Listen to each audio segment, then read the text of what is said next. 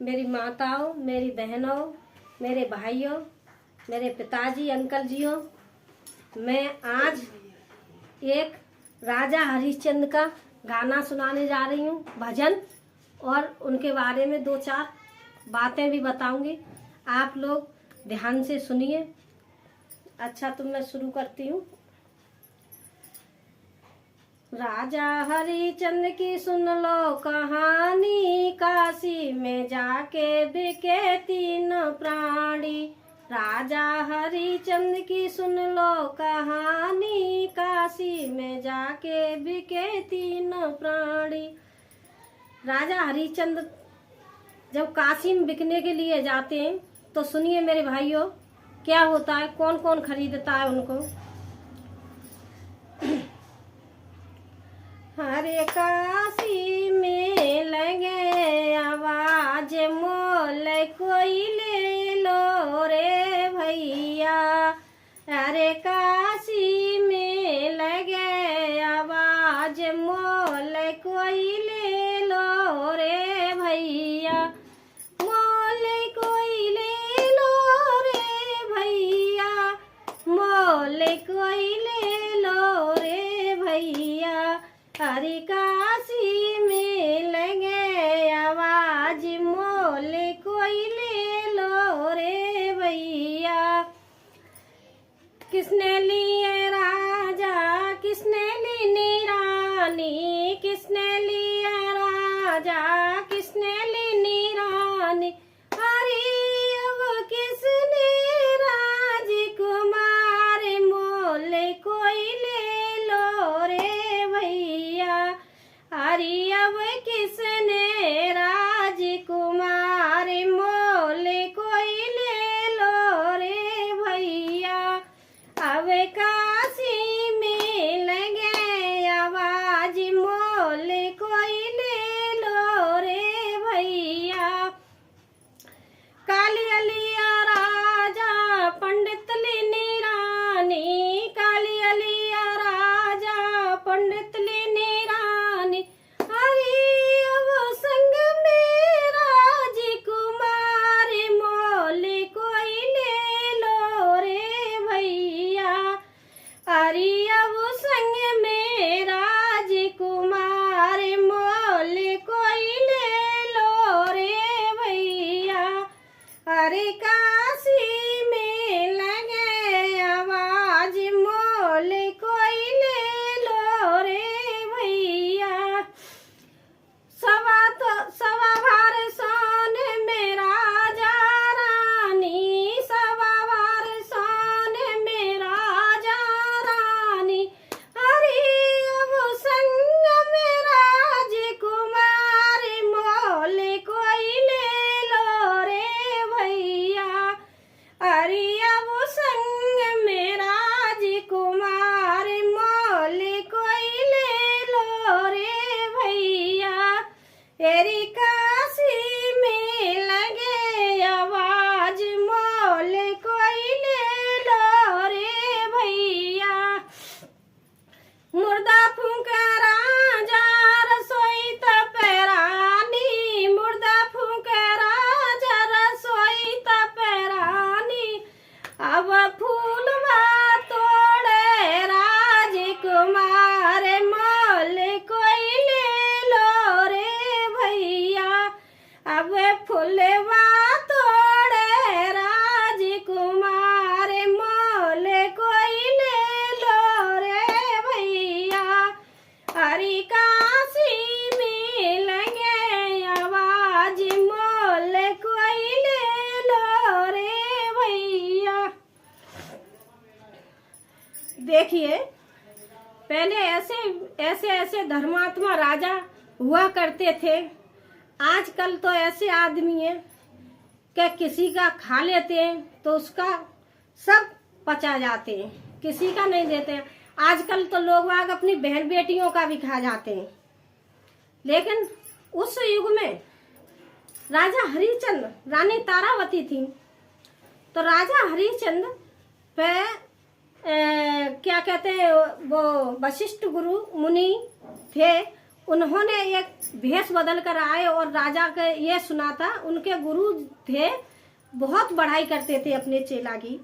कहते थे कि मेरे चेले की बराबर इस दुनिया में कोई राजा धर्मात्मा नहीं है। जो कोई, मैंने आज तक ऐसा नहीं देखा जिसने मांगा है उसको खाली हाथ नहीं जाने दिया है। देखिए तो वशिष्ठ मुनि बोले क्या ऐसा भी होता है? कि हाँ ऐसा है, पक्का कि पक्का। उन्होंने कहा तुम्हारे राजा को हम जरूर तोड़ेंगे। बोले देख लो गुरुजी, कोई बात नहीं है।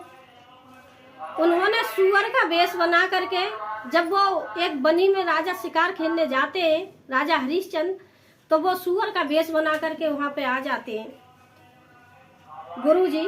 तो उन्होंने क्या किया कि सारी बगिया उजाड़ के फेंक दी, बन के आलू गाजर मूली सबरी। तो सब ने जाके कही कि माली वगैरह गए कि राजा साहब बगिया तोड़ दिया, एक सुअर ऐसा आ गया है जो हमारे हाथ से मन नहीं रहा है और उसने सारी हमारी फसल नष्ट कर दी है। राजा हरिश्चंद्र कहते हैं चलो ठीक है, मैं देखता हूँ कैसा सुअर है, मैं जाके देखता हूँ। जब राजा जाते हैं तो राजा को देख के गुरु, जो उनके गुरु थे, वो कहते हैं उन्होंने सुअर का वेश बनाया। वो इस कदर राजा ने अपने बाण पर, धनुष पर तीर चढ़ा लिया था और उस सुअर के पीछे पड़ गए। तो उन्होंने कहा, ऐसे चलते गए, कहीं एक जगह पे जाके ऐसे छिप गए कि राजा साहब उन्हें ढूंढते रहे, लेकिन वो सुअर नजर नहीं आया। उन्होंने तो अपने सुअर का रूप बदल के और एक महात्मा के रूप में आकर के और खड़े हो जाते। कहते हैं राजा साहब रुकिए, राजा साहब आप कहाँ जा रहे हो? राजा हरिश्चंद्र खड़े होते, उनको गुरु को प्रणाम करते हैं। कहते हैं गुरुमुन, बोलिए गुरुजी आपको क्या चाहिए? बोले आप कहाँ जा रहे हो? तीर पे बाण चढ़ाए हुए आप कहाँ जा रहे हो? धनुष पे बाण चढ़ा हुआ है, आप किसकी शिकार कर रहे हो? बोले गुरुजी क्या बताऊं, मेरी बगिया में एक ऐसा सुअर आ गया है, अजीब, पता नहीं उसने सारी बगिया मेरी नष्ट कर डाली है और कहीं मेरे मालियों को मार तोड़ के चीर फाड़ के फेंक दिया है, इसलिए मैं उस सुअर को मारने जा रहा हूँ। बोले हाँ ये क्या कर रहा है? तू तो एक धर्मात्मा राजा होके एक सुअर को मार रहा है। तुझे तो मैं श्राप देता हूँ और तू ऐसा भी कर सकता है। एकदम राजा हरिश्चंद्र अपने सिर को हिलाते हैं और मूर्छा सी आती है, एकदम वो जागते हैं और देखते हैं। कहते हैं गुरुजी मुझे माफ कर दीजिए और मुझे माफ कर दो, मेरे पे गलती हो गई। कि तू इतना बड़ा राजा हो के बता सुअर को मार रहा है, एक जानवर को मार रहा है, तू किस चीज का राजा है? के नहीं गुरुजी मुझ पे गलती हो गई, अब नहीं मारूंगा, लेकिन मेरे श्राप को तो मुक्ति कर दो। क्या श्राप से ऐसे कैसे मुक्ति हो जाएगी? जब कमान से तीर निकल जाता है वो वापस नहीं होता है, इसी तरह श्राप जब दे दिया जाता है तो वो वापस नहीं दिया जाता है। राजा हरिश्चंद्र बहुत परेशान होते हैं, बोलते हैं कि राजा वो गुरुजी आप जो चाहो वो ले लो, लेकिन मुझे श्राप से मुक्ति दे दो। तो वो कहते हैं, गुरु कहते हैं कि देखिए वशिष्ठ जी कहते हैं कि अच्छा राजा एक बात है, अगर तुझे ऐसा ही चाहता है तो तुझे जो मैं मांगू वो दे सकता है। राजा हरिश्चंद्र बोले क्या गुरुजी मांग के तो देखिए, आप जो मांगोगे मैं दे सकता हूँ। बोला अच्छा ऐसा है तो पहले तो तू अपनी ये घोड़ी की लगाम और कुंजी दे दे मेरे हाथ में। कुंजी का मतलब होता है ताले की कुची। राजा साहब नहीं समझे कि इसने मेरे से क्या मांग लिया। बोले ठीक है गुरुजी मैं आपको देता हूँ। घोड़ा की लगाम पकड़ा दी और बोले कुंजी भी मैंने आपको दे दी। वशिष्ठ जी कहते हैं कि चलो हरिश्चंद्र मैं आपके घर नगर चलता हूँ। चलिए गुरुजी आप खाना खाइए, आराम कीजिए, पानी पिए, खाना पीना खा के आप मुझे श्राप से मुक्ति दिलाइए। जब वो घर जाते हैं तो घर जाके देखिए वशिष्ठ जी को क्या क्रोध, तो क्रोध ही होता उन्हें। उनके गुरु को, हरिश्चंद्र के गुरु को इतना घमंड था अपने चेला हरिश्चंद्र पर, तो उनका घमंड तोड़ने के लिए वशिष्ठ ने सुअर का वेश बनाया था अब वो घर पहुंचते हैं, घर जाते ही राजा जब घर जाता है, राजा को अभी कुछ नहीं पता चला कि मेरे साथ में क्या हो गया, मैंने क्या कर दिया, ऐसे क्या दान में दे दिया। जब घर जाते हैं तो राजा साहब अच्छे अच्छे खाने पकवान का ऑर्डर दे देते, खाना बनाओ, ये करो वो करो, सारा काम करवा देते। उसके बाद में जब खाना खा पी के फ्री खाना लेके जब राजा आता है गुरु के पास में, तो गुरु कहते हैं कि हरिश्चंद्र ये क्या कर रहा है तू?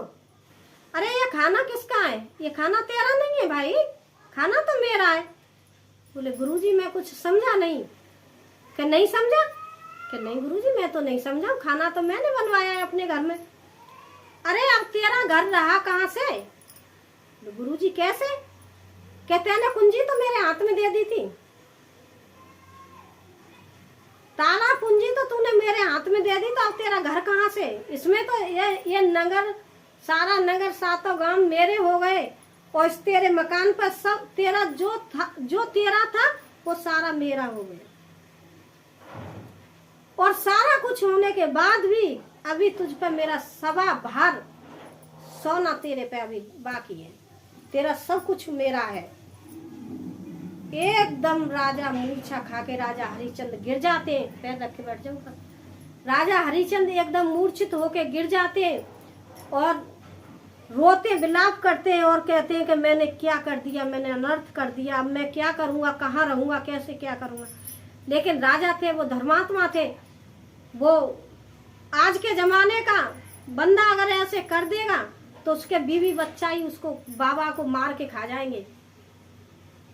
लेकिन राजा हरिश्चंद्र तो राजा हरिश्चंद्र ही थे। उन्होंने क्या किया,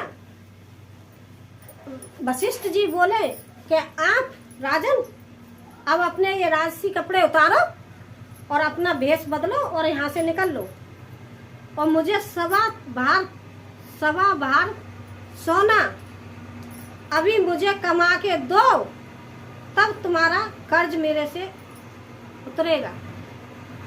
राजा बोले गुरुजी अब यहाँ तो मेरे पास कुछ नहीं है, और तेरी रानी है। गुरुजी आपसे माफी मांगता हूँ, मेरी रानी और मेरा बेटा आप मुझे दे दो, और मैं आपसे वादा करता हूँ आपका सवा भार सोना और मैं आपको वापस करूँगा। वशिष्ठ जी बोले कि चलो कोई बात नहीं है, अच्छा अपने बच्चों को ले जा। अब राजा साहब अंदर गए तो पहले के ऐसा था कि पहले राजा लोग अपने घरों में 6-6 महीना पीछे घर में जाते थे, बच्चों से मिलते थे। आजकल की तरह नहीं है कि ये कई जगह रह रहे, सो रहे, बैठ रहे, सारे काम हो रहे, ऐसा पहले कुछ नहीं था। जब राजा साहब अंदर जाते हैं तो रानी तारावती देखती हैं तो बड़ी खुश होती हैं। जब खुश होती हैं राजा का चेहरा उदास देख के, और रानी एकदम से झटपटा जाती हैं, थाल लेके आती हैं, कहती हैं, जब आरती उतारती हैं तो राजा साहब कहते हैं कि नहीं रानी तारा, ये आरती हमारी नहीं है, ये थाली हमारी नहीं है, सब कुछ हमने तो दान में दे दिया। तारावती एकदम देखती हैं और व्याकुल सी हो जाती हैं। लेकिन वो भी एक सती थी, धर्मात्मा की पत्नी धर्मवती थी। उन्होंने बोली स्वामी ऐसे कैसा हो गया? तब उन्होंने सारी बात अपनी रानी को बताई। बोले ठीक है। बोले तारावती अब हमें ये नगर छोड़ना पड़ेगा और कहीं परदेश में जाके अपना गुजारा करेंगे, और सवा भार सोना गुरु का रह गया है हम पे, उसे अभी लाके इनको दे देंगे, तब हम कर्ज से मुक्ति मिलेगी। रानी तारावती कहती हैं स्वामी जो आपकी इच्छा, आप चलोगे वहीं हम चलेंगे। तारावती भी तैयार हो जाती हैं। इधर बेटा, उनका बेटा था रोहितास, तो रोहितास को कहते हैं कि बेटा चलो आप हमारे साथ। हाँ, रानी से कहते हैं राजा कि तारावती पुत्र को पूछ लो, पुत्र क्या कहेगा। देखिए जो जैसे माता पिता थे ऐसे ही संस्कार उस बेटे में थे। आजकल के बेटा तो ये कह देंगे पापा आप चले जाओ और हम तो रजवाड़े को छोड़ के कहाँ जाएंगे, हम तो यहीं रहेंगे, गुरु की सेवा करेंगे, खाएंगे पिएंगे। लेकिन वो बेटा भी उसका ऐसा था, वो बोला पिताजी माताजी जब आप जा रहे हो तो मैं अकेला यहाँ क्या करूँगा, जहाँ आप रहोगे वहीं मैं रहूँगा। बेटा हम भूखे प्यासे के, कोई बात नहीं पिताजी आप रहोगे ऐसे मैं भी रहूँगा। और वो तीनों प्राणी वहाँ से नगर से चल देते हैं। तो इधर राजा ने, वो गुरु ने चारों तरफ मना कर दिया कि राजा हरिश्चंद्र को ऐसे ऐसे बात है, इसको कोई काम मत देना। अब वो काम चारों तरफ तलाशते हैं, कुछ नहीं मिलता। फिर गुरुजी कहते हैं अब मेरा ऋण कैसे चुकाएगा तू। राजा हरिश्चंद्र कहते हैं कि गुरुजी आप हमारे साथ चलिए और हमें आप कहीं बेच दीजिए और आप अपना 1.25 भार सोना ले लीजिए, 1.25 भार सोना ले लीजिए और हमको कहीं बेच दीजिए। देखिए सही है, थोड़ा पानी पी लूँ भाइयों। तो देखिए भाइयों, गुरु और राजा हरिश्चंद्र, तारावती और रोहितास बेटा तीनों जने चल देते हैं। चलते चलते वो बहुत दूर निकल जाते हैं। वहां जाके बेटा को प्यास लगती है, तो बेटा प्यास से तड़पता है, कहता है पिताजी मुझे प्यास लग रही है। लेकिन अन्न पानी तो वो पी नहीं सकते हैं, खा नहीं सकते हैं, क्योंकि अभी अपना ही नगर है। अगर दूसरे देश में जाएंगे जब तो कुछ खा पी सकते हैं। चलो मैं आगे सुनाती हूँ और आगे वीडियो आगे बढ़ाऊंगी। अभी थोड़ा ब्रेक देती हूँ।